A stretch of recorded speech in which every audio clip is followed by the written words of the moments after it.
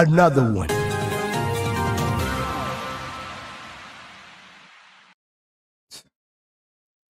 Student getting ready for QA automation. I like this one already. So this one says, I am a student going into college soon, and I'm extremely interested in becoming a software engineer, especially a QA or quality assurance automation engineer, and wanted to post this discussion because I want to figure out exactly what this job is like and exactly what my work life would be like. I want to look for a remote QA automation job. I've heard many different things from working 10 hours a day to working 2 hours a day. All right. So this one, it's good, but it's also a little annoying at the same time.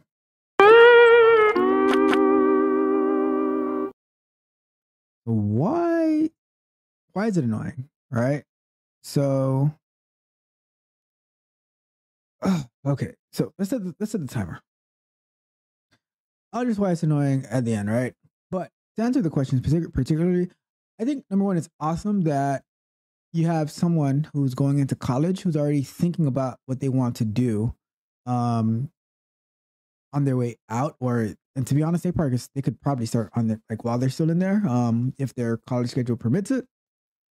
But like just the fact that this person is so they're aware of what they want to do and they're already planning for it. I think that's amazing because I think that is very lacking, and that's why we have so many people paying $150,000 to $250,000 for these basket weaving degrees that they get because it made them feel a particular way. It made them feel good, and then once they get there, they're like, oh crap, the most I can get is a $35,000 a year job, and I don't know what to do, and I need to get a second job driving Uber and being a professional chauffeur and being a Starbucks barista.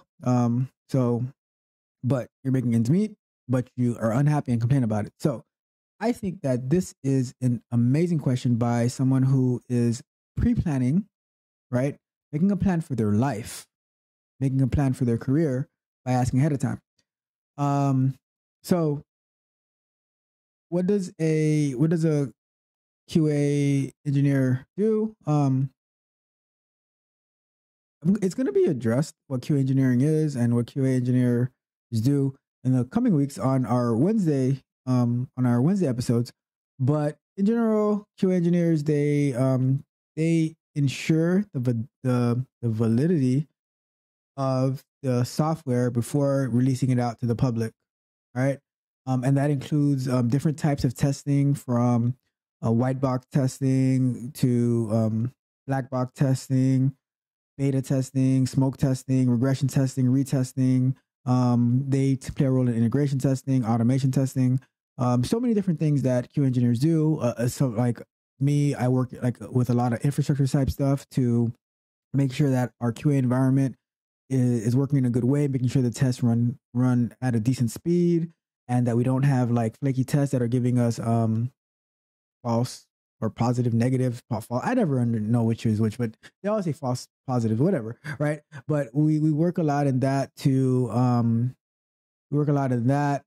that we can just, our number one priority as QA engineers is the satisfaction of the customer, but we don't have access to the customer. So the way that we ensure that satisfaction is to make sure that we are releasing user-friendly software that is bug-free as possible, right? And the bugs that do seem to creep into a production environment, they're of minimal impact.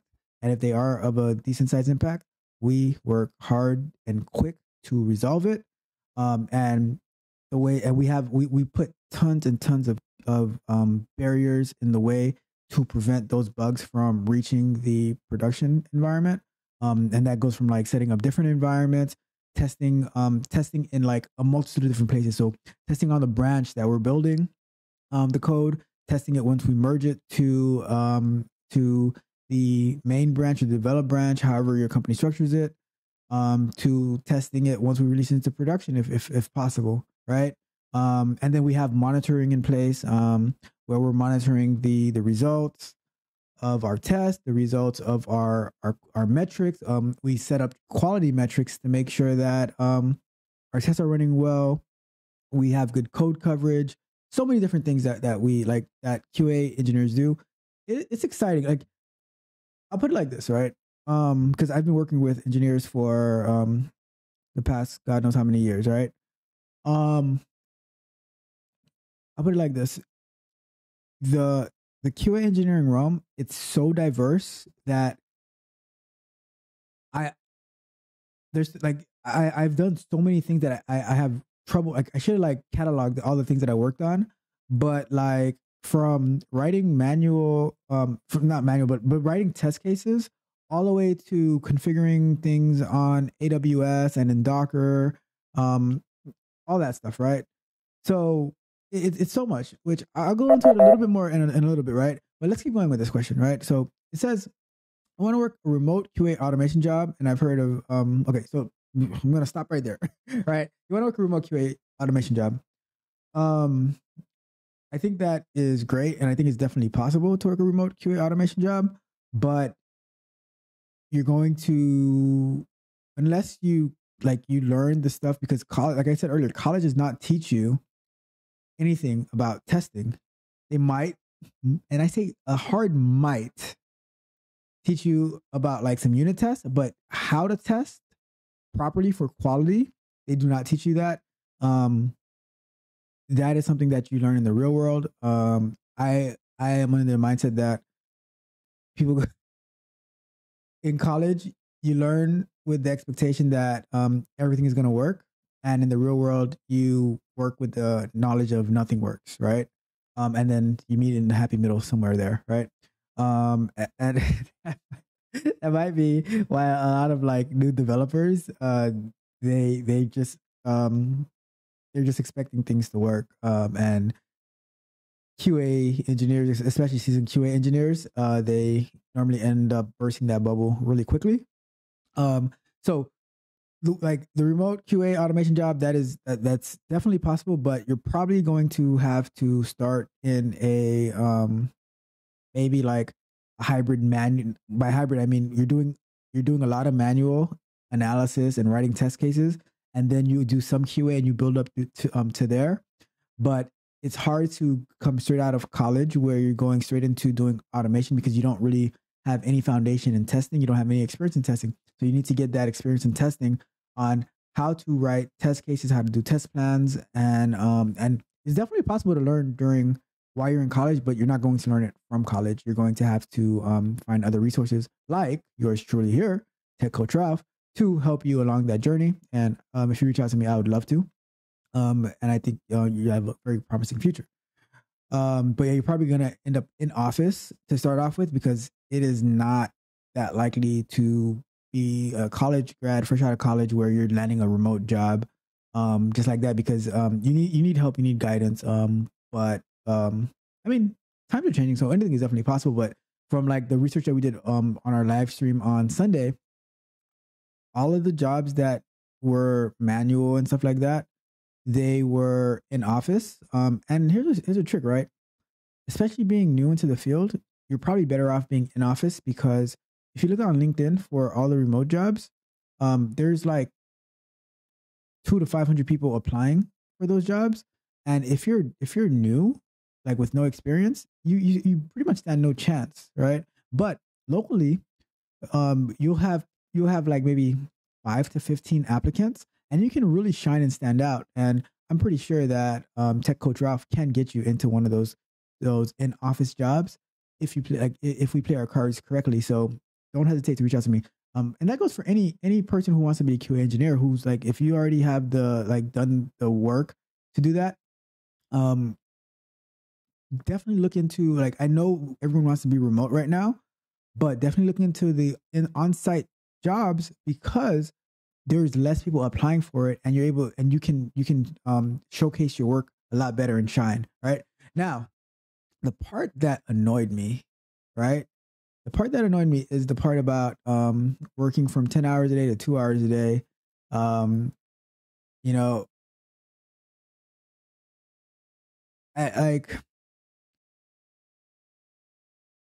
it's you're thinking about if you're comparing 10 hours to 2 hours, you're thinking about the wrong thing. It does depend on what you're working on. I don't it, if someone is working for as especially as a QA, because here's why to me I think it's impossible to work only 2 hours a day as a QA engineer, because definitely some days are slower than others, right? But usually the ratio for developers to QA engineers is 4-1, right? 4-1, right? Around that number. And if all of them are working and pushing code, you always have stuff coming to you. Let's say each of those developers have a story. You're writing test plans for each of those stories. Let's say there's like 3 to 4 test cases for each story. You're writing 3 to 4 test cases, so that makes it's like 12, right? Let's say you're in a sprint. You have 4 developers. They each have a story. There is let's say 3 test cases for each story. That makes 12 test cases that you have to write. You have to meet with the developers, and then they're going to be implementing it, which is going to come back to you for testing. There might be some downtime in between that, but that's a good opportunity to start working on your automated test, right? You work on those automated tests so you can have like the right infrastructure in place. So let's say now the story comes back to you, and now like you find a bug, and you already have it automated. So now they go and they fix it. You can just run your test again to make sure that it passes, and the other test pass, like whatever they fix it and break anything else, right? So it's definitely something to consider. But yeah, like overall, when I'm being like a little facetious when I say that I was annoyed by it, but like I don't think about like the 10 to the 2 hours. Like as a QA engineer, you are the one who dictates like the work that you have to do. And you need to like the only thing that matters is the quality of the software for your clients, right? And and when I say that's the only thing that matters, because that comes back to the only thing that matters is the success of the company. So that's what you need to think about. Don't think about the 10 hours a day or the 2 hours a day. It just depends on how efficient that you work. And if it's down to 2 hours a day, then there's more that you can be doing. Different types of automation, different infrastructure that you can be setting up. You find a way to add value. All right. So that was that. And I think that was an excellent question. Right?